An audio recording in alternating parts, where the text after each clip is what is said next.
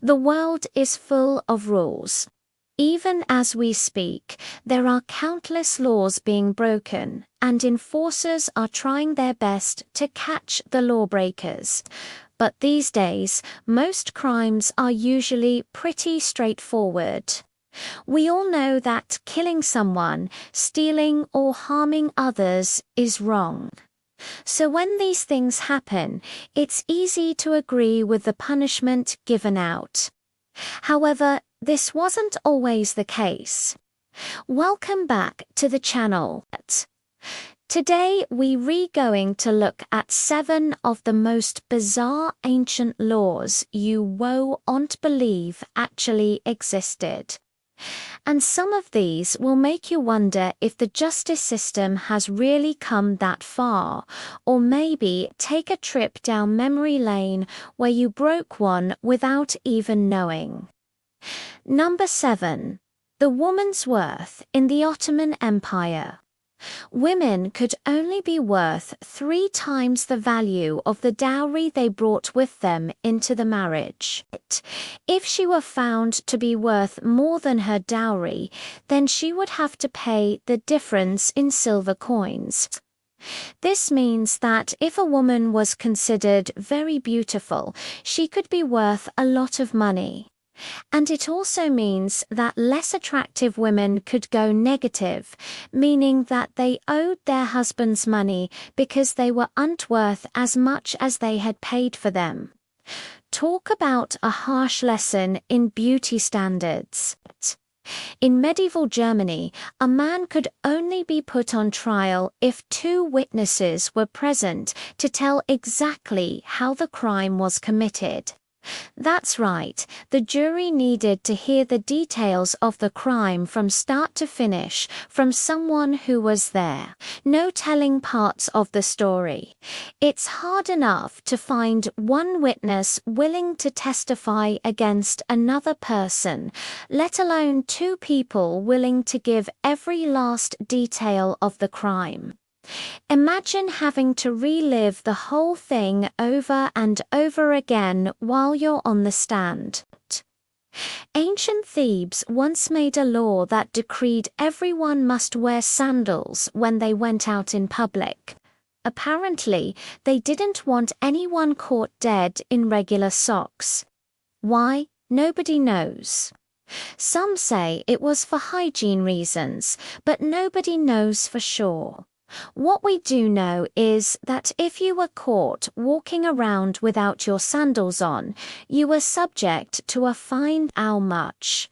That depends on what metal the coins you paid were made out of. For example, bronze cost 1 drachma, silver cost 2 drachma, and gold cost 3 drachma. We don't know what a drachma is either, but it doesn't sound cheap to us. Maybe that's why no one wanted to break the law. The Babylonians had a strange obsession with the eyes. If a slave broke the eye of his master, he was killed. However, if the same thing happened with any other type of servant, then the servant received the punishment of having their own eyes gouged out.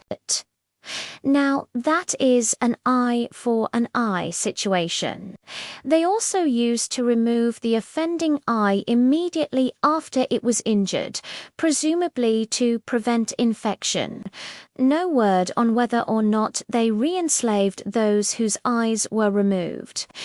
During the reign of King George II of England, a new law stated that only the king himself could sit in a bath or swim in the ocean.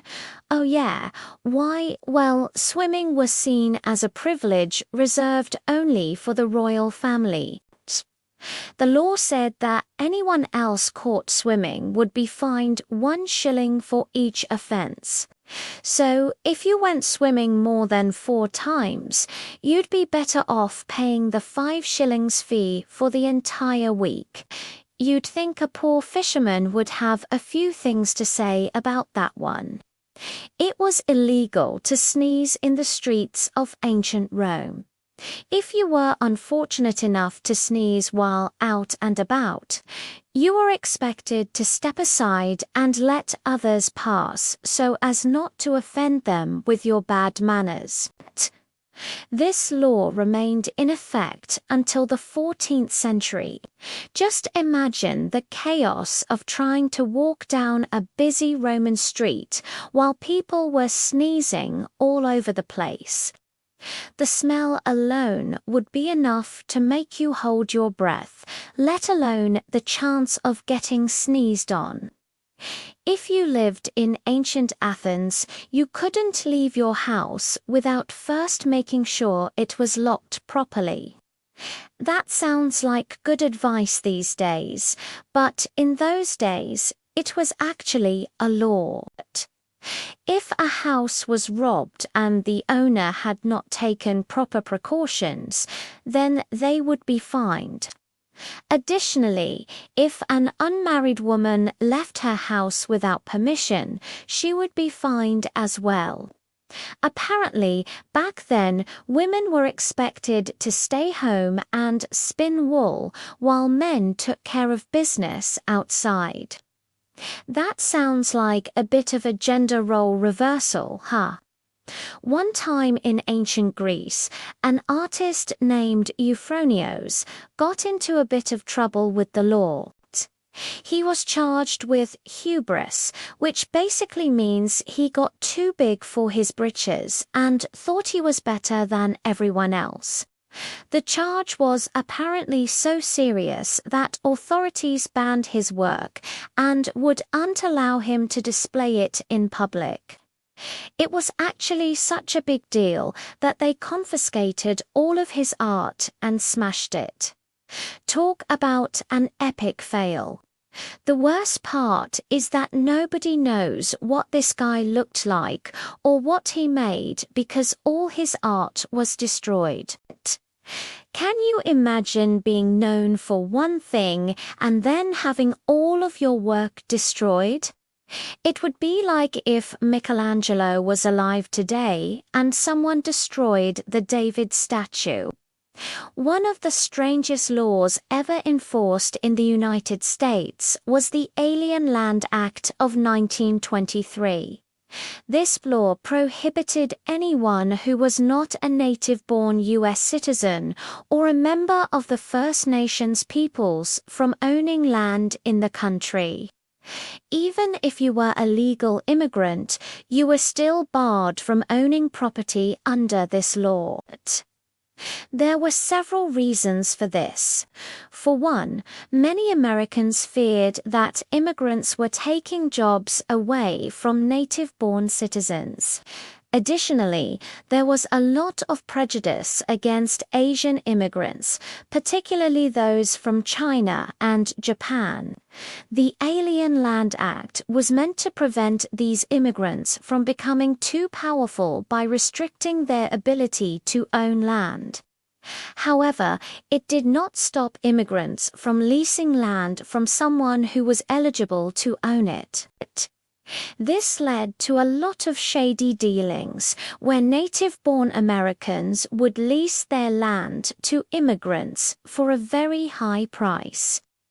The Alien Land Act was finally repealed in 1966, but not before causing a lot of hardship for many families.